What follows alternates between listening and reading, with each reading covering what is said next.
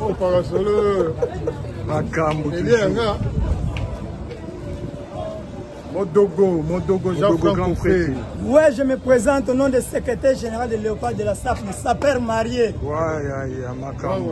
Je suis avec les Canadiens. Patron Costa, bon la motema. Charge. La minute toke Nkamba, toke Sambela.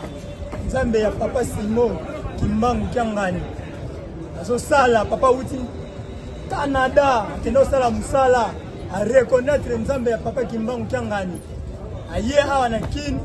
Ngabe na Sambela kini. Nzambe ya papa Simo Kimbangu Kiangani. Ngai mwano na secrétaire général de Léopard. Vi on a mené en côté. Ça il y a un miracle, nous avons un miracle à papa Costa. Nzambe ya papa Simo Kimbangu Kiangani. Asa ele makambo ebele to mona mabela nkamba. Okoma loko l'église kimbangiste et kozwayo ta. Papa Simo Kimbangu Kiangani. Il connaît le Congo lui connaît. Nzambe ya baindo. Monde entier. Morota kokani na église kimbangiste oye. Église kimbangiste oye. Papa Costa. Nzamba papa Simo Kimbangu Kiangani. Apambola yo. Ngai s'appelle marié.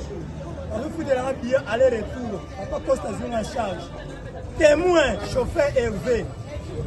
Tout à l'heure, tu as foutu ça dans la témoignage en Moana. Maman Fallon. Vraiment. Menga.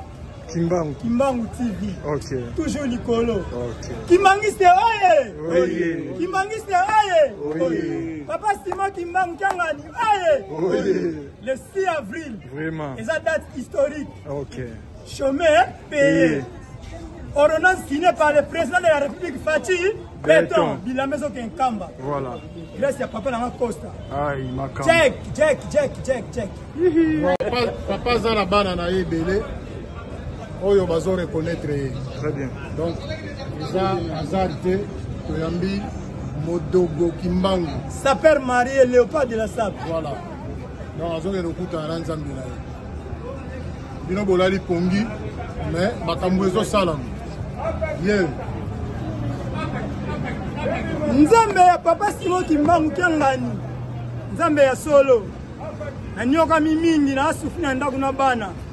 Nzambe ya papa Simo Kimbangu Kiangani atineli les grands Canadiens. Papa Costa est en charge. Azo ke mona papa Simo Kimbangu Kiangani. Il y a scandale na kati ya Kamba, il y a scandale na kati ya Kamba. Le 6 avril date historique. Vraiment. Check. Ne faites pas ça chez vous.